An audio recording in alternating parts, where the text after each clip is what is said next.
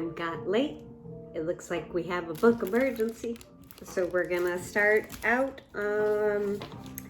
Chapter 1, Foreign Faction by James Kolar. The first lead, Memorial Day 2009. A steady succession of thunderstorms and rain squalls had emerged from the southwest horizon for the past 4 days, all but consuming and saturating the holiday weekend. The dozen or so aspen trees previously deposited at the roadside would have to wait for better weather. I could warm up the chainsaw and turn their length onto properly sized pieces of firewood. Lightning and a clap of distant thunder drew my attention to the menacing dark blue mass that promised more rain and sleet. The warm, dark blue mass promised more rain and sleet. The warmth emitted from the fireplace provided some solace for the late spring day, and I was again reminded that the date on the calendar doesn't necessarily equate to balmy spring weather when you are living at 9,000 feet above sea level. Saturday evening brought a dusting of snow to the peaks of the surrounding my home, and I expected to see more of that before June had expired. The mountains of Colorado have their own idea of what comprises the seasons of spring and summer, and I guessed I should be grateful that the leaves had finally emerged from the hold of winter. The long holiday weekend seemed to have been one of procrastination with a little bit of help from Mother Nature, whereby I was able to start and finish John Sanders' most recently published book, Pray. Interspersed with a little spring cleanup around the house, I finally found myself looking on the west of the Monday afternoon, searching for the slightest glimpse of sunshine and the La Salle mountain range. The La Salles are some 130 miles distant in Utah, and I cannot really see them from my living room home, but they are marvelous when viewed from the top Lift 9 at the Telluride Ski Resort.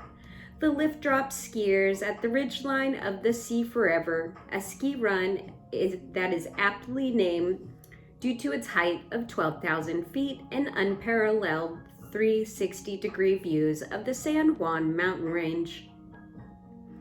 It was from this perch above the world that I first became involved in the murder investigation of JonBenet Ramsey. I had been gone from Boulder Police Department for over 3 years, having pulled the pin in 1993, after 17 years of service, to take the police chief's position in Telluride, Colorado. But there I was, conducting a surveillance operation at the behest of my former colleagues, days after the 6-year-old beauty queen had allegedly been kidnapped and murdered in her home. Boulder Police Department Detective Nate Vasquez called me on the previous evening of January 2nd, 1997, and asked if I was familiar with the homicide case they were working, advising that the parents of the murdered girl, John and Patsy Ramsey, had disappeared after departing Atlanta, Georgia on January 1st. Boulder investigators were trying to get a handle of their location, and Vasquez indicated that they had determined that the family friend Pasta J. Olowski had rented a room in Telluride at the San Sofia Inn.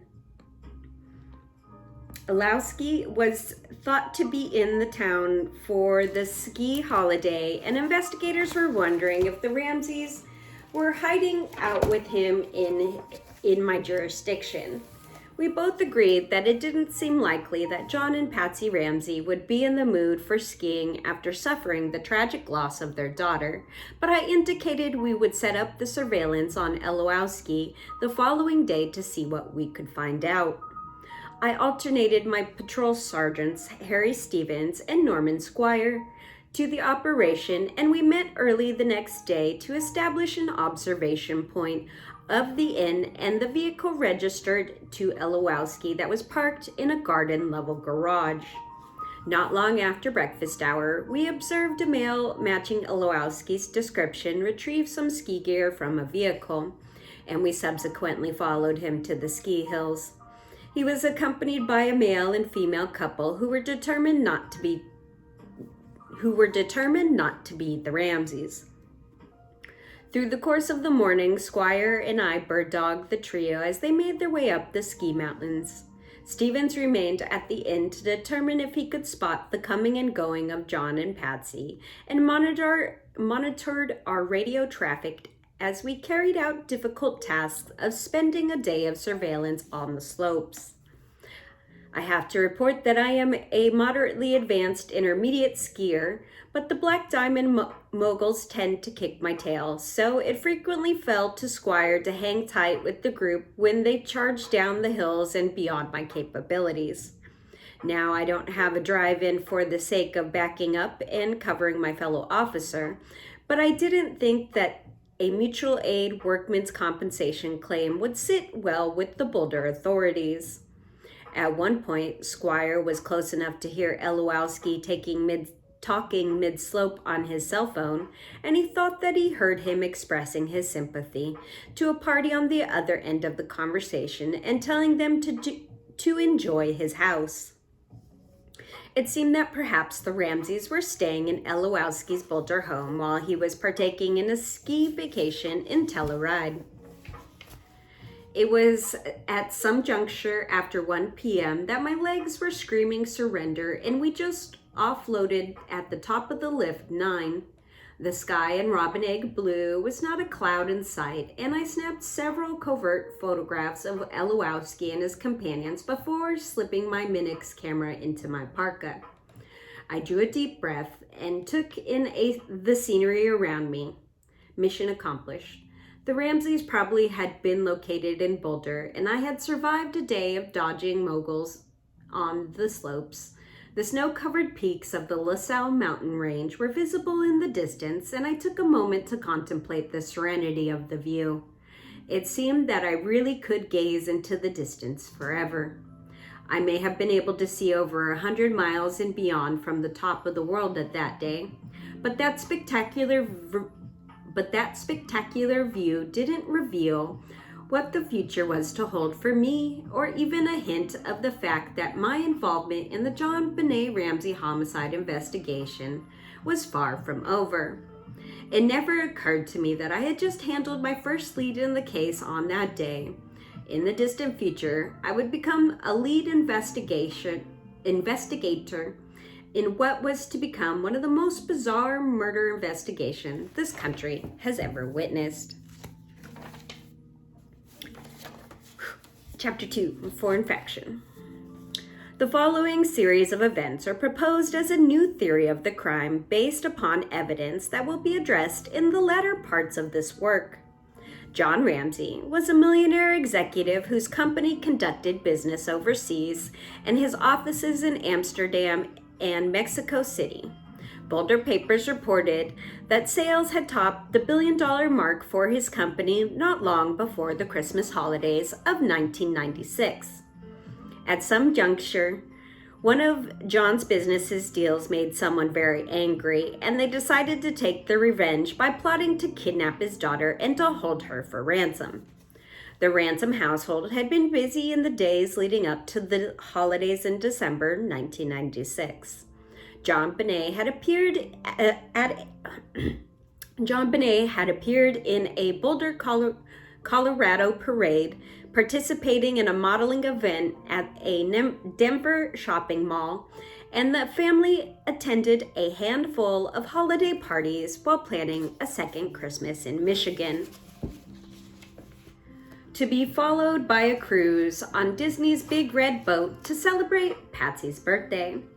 Patsy loved Christmas and decorated extensively, opening her home to hundreds of people in the previous years during the holiday parade of homes. This was a special time of year, and the kidnappers sought to take advantage of the celebratory nature of the season.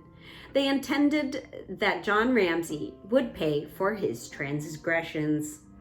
The kidnappers had been loosely monitoring the patterns of the family in the days leading up to the holidays and set up an observation point of the Ramsey's household not long after the fall of darkness on Christmas Eve. A nondescript van had been parked in an alleyway across the street behind Barnhill residence, and the kidnappers would soon discover that the residents of this home was a family friend and a neighbor who shared custody of the Ramseys' pet dog, Jacquees. Later that evening, long after the Ramsey children were presumed to be in bed, the overhead garage door of the Barnhill residence slowly rose, and the garage lights dimly illuminated the side of the panel van parked less than 50 feet away. The team of kidnappers in the van peered through the side window and observed an elderly gentleman pulling a sheet from a bicycle leaning against the wall in the garage. As he rolled up the cloth, he gazed in the direction of the van and seemed to be looking directly through the window from which he was being observed. A mouse of a dog pranced around the feet of an old man and then stepped slowly into the edge of the garage. It growled and chirped several barking sounds in the direction of the kidnappers' van. Turning in tight circles several times, it continued to chirp at the van. A few minutes later, John Ramsey emerged from the darkness by the side of the house and greeted the elderly man. They exchanged a few muffled pleasantries, and the kidnappers took a sigh of relief as the attention of the elderly man was now diverted elsewhere. The watchdog lost interest in the van as well, and the kidnappers watched with interest as the two men bent and inspected the shiny new bicycle, reminiscing about their first experiences of riding a two-wheeler. Ramsey then departed, wheeling the bike by his side through the dark alley. He didn't give the van a second look as he headed back towards his home. The garage door slowly closed, and the van was again cloaked in a blanket of darkness. The lights in the Barnhill residence immediately went out, and it was not long thereafter that the lights in the Ramsey home were extinguished. John Ramsey's visit to the house located directly next to the observation post was unsettling, and the team of kidnappers debated moving to another location. But they had thoroughly scouted the entire neighborhood and come to the realization that from that vantage point, they could watch the front of the Ramsey home with ease and didn't have to risk the exposure of sitting right out onto the street to do so. They ultimately decided to stay in place and settled in for a long night. The lights in Burke's second-floor bedroom were the first to burn early on Christmas morning, and it wasn't long before the kidnappers were able to observe movement in the living room of the home. Lights from the Christmas tree were plainly visible from the van and gently, lightly cascaded from the living room windows to the darkened front lawn. Christmas was underway, and through a set of binoculars, the kidnappers felt as though that they had a front row seat as they watched the kids begin to unwrap their presents. The light of dawn slowly emerged, and several hours later, John Benet was out riding the new bike Santa had left her that morning. They observed her movements over the course of the day and the comings and goings of the other kids in the neighborhood. A mobile team in a white compact vehicle drove through the neighborhood periodically, watching for the opportunity to snatch their target from the street with what was hoped to be a minimum of fuss. Another team circled the neighborhood blocks, primarily keeping an eye out on the back alley entrance of the Ramsey home. For some reason, the kidnappers kept missing their chance, as John Benet was always in the company of another little girl when near the street in the front of the house. Despite their desire to quickly seize the target of their objective, they considered it critical that there be no witness to this affair. One of the teams watching the alley at the rear of the residence had seen John Ramsey drive away late that morning, and a loose tail followed him to the Jefferson County Airport. He was observed to be packing some things into his plane, and it seemed apparent that his family was soon to be on the move. They radioed this information to the team still at the house, but were told that there were too many witnesses about. The kidnappers had not seen an opportunity to seize John Benet while alone. Ramsey eventually led his surveillance team back to the house, and the kidnappers pondered their next move. Should they storm the house and take JonBenet by force? Pretty risky in broad daylight, they concluded. Perhaps they should wait until after dark and then they can try that tactic. It was clear that time was running out and that something had to be done before Ramsey family flew away to an unknown destination. Then an opportunity presented itself when the family packed up a few gifts and left in the family car. A loose tail followed them a short distance to the White residence, where it was apparent that yet another holiday dinner party was underway. The Ramseys had left their home at approximately 5 p.m. on the evening of December 25th, 1996, and this gave the kidnappers the opening they needed. Darkness would soon fall, and the kidnappers moved up to the rear of the home under cover of the winter night. Entering the fenced yard, they quickly moved to an interior corner of the house toward a ground-level entry grate that was obscured from the view of the neighbors. Quickly lifting the grate, the first team crawled into the basement of the house. They had done their homework and used the same window that John Ramsey had broken earlier that summer when he had been forced to break into his own home after forgetting his keys. Now all they had to do was patiently await for the return of the family. The kidnappers began their exploration of the premises and became acquainted with the floor plans that had only been viewed as one-dimensional on an acquired set of blueprints up until that point of time. One of the kidnappers, a female, rummaged through kitchen drawers and came upon Patsy's address book, removing a large black metal flashlight in the process. Setting the flashlight upon the counter, she leafed through the book. Perfect. She next found Patsy's notebook and pen in the kitchen and began to fashion an extensive ransom note, attempting to duplicate Patsy's style of handwriting from the address book at her side. The Ramseys had to know why JonBenet had been taken, and the note was used to explain the tale of vengeance and extortion. The other intruder continued his exploration of the home and at one point sat on the floor of the hallway directly outside of the doorway of JonBenet's bedroom. From there, he fantasized about the events that would take place that evening. He eventually settled into the living room, doodling on a newspaper and a magazine as he tried to kill time. Another odd clue left behind by the intruders, according to the statements later released by the Ramsey family. The minutes passed intermittently, and the two-way radio eventually cracked inside the dark home. The Ramseys were leaving the White residence. After a couple of quick stops to deliver late Christmas gifts, the surveillance team confirmed it. The Ramseys was headed back toward their home, and their patience had paid off. No outbound flights appeared to be scheduled for that evening. The Ramseys later told police investigators that they arrived home a little before 10 p.m. All appeared to have been as it was when they left earlier in the day. Doors were locked, and there was no visible sight of forced entry into the house, but John Ramsey had no reason to inspect the basement before returning that night. JonBenet was sound asleep in the back seat of the car after having endured a long day of presents, playing, and partying. John carried her directly up the stairs and laid her into her bed. Switching on a bedside lamp, he left her in her clothing for Patsy to finish the task of getting her prepared for bed. He reported that he briefly played with Burke before taking a melatonin tablet and turning in for the night. He was going to co-pilot the flight that was scheduled to leave Jefferson County Airport at 7 a.m. the next morning, and he needed some sleep. Patsy stated that JonBenet went to bed in a red sweater and a white sweatpant-type long johns.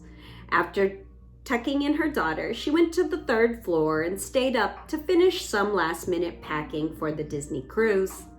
She eventually climbed into bed and next to her sleeping husband and set the alarm for around 5:30 a.m. Huddled in the dark labyrinth of the basement, the kidnappers listened intently as the house above them eventually became quiet. Perhaps 30 minutes had passed since the last human sound had been heard, and it now seemed time to execute their plan. A quickly whispered radio transmission was sent to their fellow conspirators outside. They needed another team to join the two kidnappers already concealed in the home. 2 observers were to remain outside, one across the street in the van and another watching the rear alley of the home. Not wanting to risk setting off a burglar alarm by using the ground floor door, the second team made their way carefully through the window grate and into the basement train room to join the other partners. One of the men handed another a roll of polyamor cord that was used in restraining JonBenet. They each checked their weapons and began to move toward the stairs. Another whispered radio transmissions to the spotter outside in the van. "We're moving. Let us know if you see any police cars on the street or if there's any transmissions on the scanner." Moving up from the basement, one team moved to the forward grand staircase and slowly began their descent. Moving up from the basement, one team moved to the forward grand staircase and slowly began their descent. One of the men stopped at the second floor landing and moved slightly down the hall to view the doorway of Burke's bedroom. The door was partially closed and all was quiet at the level of the house. He peered down the dark hallway and through the playroom that now led to JonBenet's bedroom. A thumbs-up signal sent the second man further up the grand staircase to the third floor landing outside of John and Patsy's bedroom. The floor was dark and the sounds of the sleeping couple emitted lightly from the bedroom doorway. He stood motionless for a few moments and to monitor any movement or signs of compromise. Hearing nothing, he stepped back to the head of the stairs and silently keyed his microphone. For the first time inside the house, comprised of a man and a woman, heard the radio click signifying that the second and third floors of the house were secured. Then they carefully ascended the narrow spiral staircase and accessed the back of the home by the kitchen.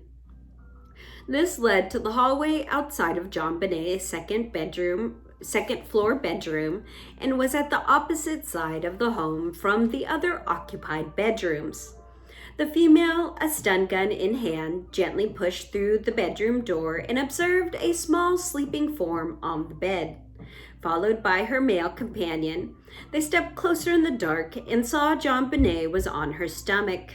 Intending to take no chances of alerting the rest of the household of their activities, the female reached out into the right rear back of JonBenet and activated the stun gun.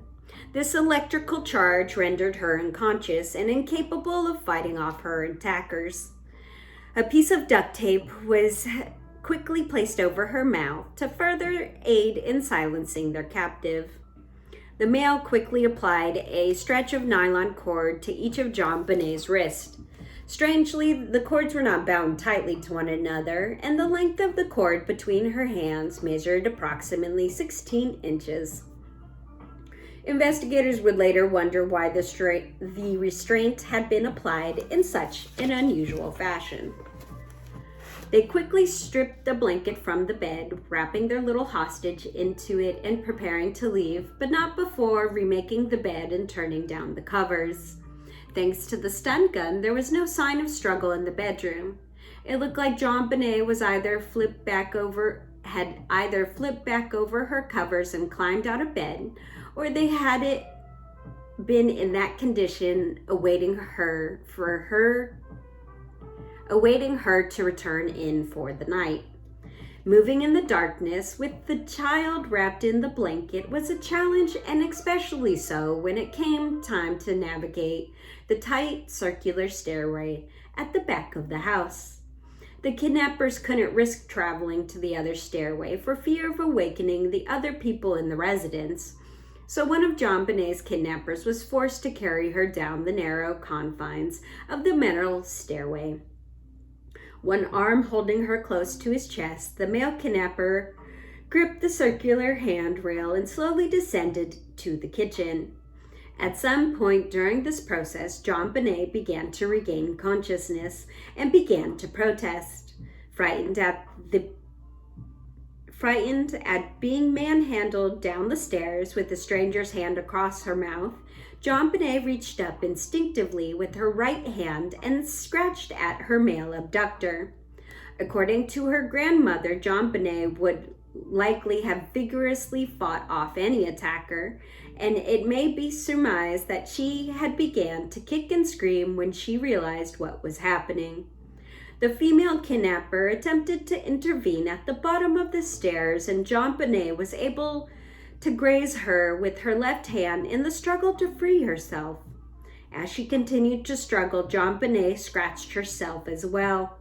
In an attempt to calm John Bonet, the female released her from the confines of the blanket, but this was only on the condition that she be quiet and stop struggling. Perhaps there was a threat to the stun gun again. Secluded in the far end of the house, in the kitchen, the female further coaxed John Bonet's cooperation with the bowl of freshly cut pineapple. Nodding her consent to cooperate, the female kidnapper then removed the piece of duct tape from John Bonet's mouth, and they moved to the dining room table. Another of the men joined the team in the kitchen and crouched over the counter, reviewing the ransom note with the aid of the Ramsey flashlight. The fourth member in the house remained in the forward staircase, monitoring any movement of sleeping members. The best laid plans sometimes go awry, and John Bonet was not to be fooled by these trespassers. She took one nibble of pineapple, swallowed, and screamed at the top of her lungs. She slid from the chair and made a dash for the back hallway. Successful in dodging the male and female team in the dining room, she sprinted through the kitchen. It was at this juncture that it came to be presumed that events really began to unravel.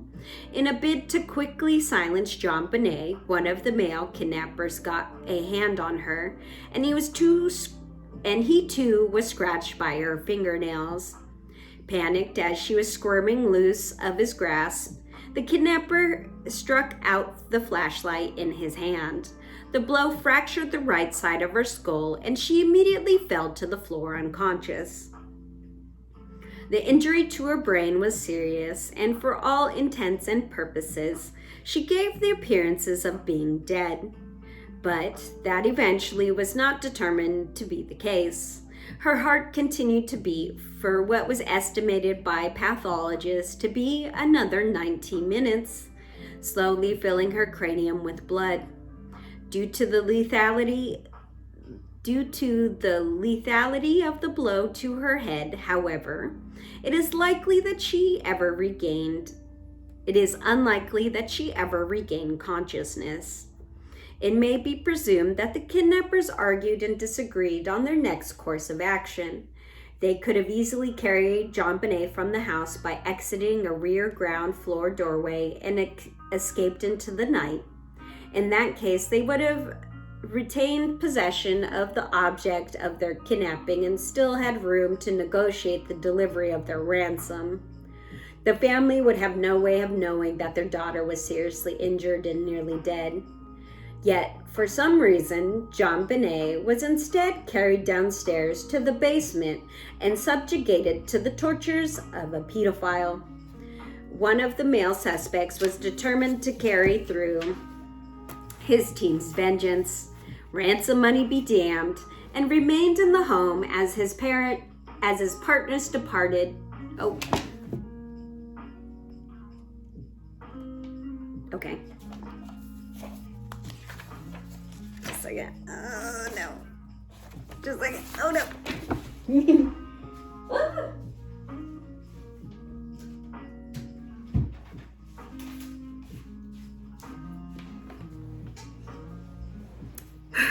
So yeah, I've had a shit month. Got fired from a job. Correction. I went to quit a job working at a hotel, and it was an awful experience. I was suffering from year-long seasonal depression, as you guys know. And this year has been a awful year in terms of just anniversaries of my best friend being homicided. So